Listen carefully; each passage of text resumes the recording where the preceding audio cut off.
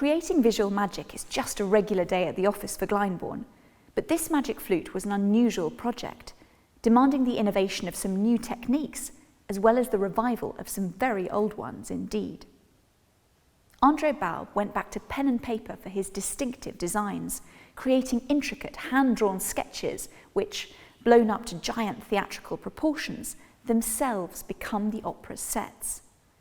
These follow in a long historical tradition of painted theatrical flats that can supply quick change effects impossible otherwise.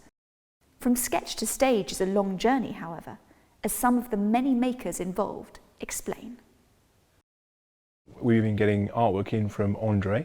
Most of his stuff's been drawn to A3 or slightly bigger, so we take the physical drawn image, scan it at a high resolution, and then we check for quality. You can get little scratches and indentations from pens just in the paper itself. And it's a case of cloning those out, drawing over them. We get really nice detail out of it. The artwork comes down to me from upstairs, and then we put it through the rip where we chop it up into pieces. Because the artworks are so big, they're much bigger than this printer can print. We have to print it in strips, and then it goes upstairs and it's sewn together upstairs. So this textile is the traditional textile that would be scenically painted, that doesn't really lend itself to being printed, and we had to develop new techniques, make it all possible.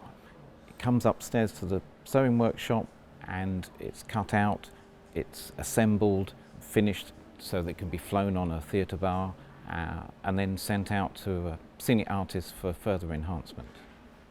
It looked initially like a really simple job, and actually a lot of sampling has gone on to achieve the right effect. We started looking at different tones of black, and we looked at what the printing process could offer and then what the painting process could add to that. When we put our lovely neat dark blacks on, it took it further and it added a whole new dimension.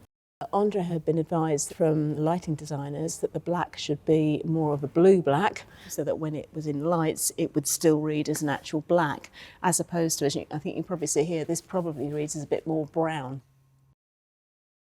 André's choice was to go on the natural canvas because he really wanted the costumes that have got white in them to stand up against the backgrounds. In the meantime, you hope that your proportions are okay and that the perspective is okay, and it's a bit frightening when you see the whole thing being blown up suddenly and you realize, wow, these are my drawings, you know, and they're 7.5 meters high, so it's quite touching, and at the same time it's quite frightening. My job is to take this and translate it into something that actually works.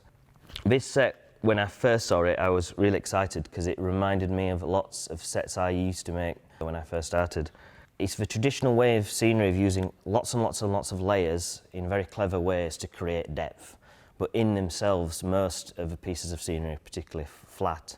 A large part of this show is how to cover flats with printed canvas, to get things to line up, to make sure there's no bag in the canvas. And that's quite an art that you can't really learn from a textbook or on a course. And in doing these sets, we're keeping that alive.